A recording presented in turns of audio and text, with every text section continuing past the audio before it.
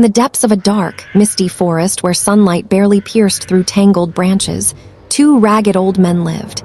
Jacob and Hans, outcasts from the world of men, had wrinkled faces, white, unkempt hair, and eyes hiding a secret no one dared to question. The nearby villagers whispered they were witches, but the truth was far darker.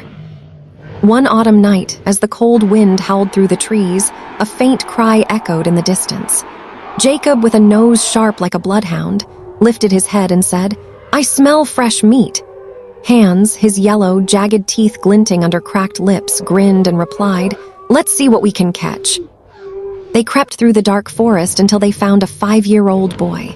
His golden hair and terror-filled eyes showed he'd been lost for hours, his clothes torn.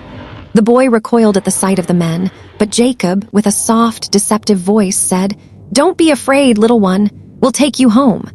Shivering from cold and fear, the boy took Jacob's hand. They led him to a dilapidated cabin in the heart of the forest, where the air reeked of old blood and decay. Inside, a wooden table was littered with rusty knives and broken bones. The boy realized something was wrong, but it was too late.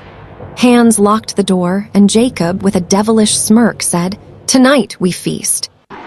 Without a word, Jacob grabbed the boy and threw him onto the table. The child screamed, but the forest was silent, and no one could hear. Hans picked up a dull knife and with savage delight began to carve. The boy's cries of pain filled the air, but the old men only laughed. They tore into the fresh flesh, eating him alive as blood dripped down their wrinkled faces.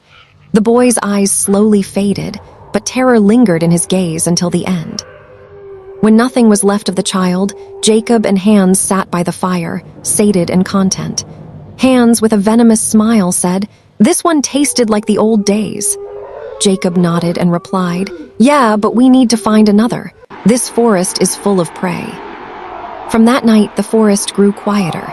The villagers never found their missing children, but sometimes, on cold nights, a bone-chilling laugh echoed from the depths of the woods, a laugh that carried the stench of blood.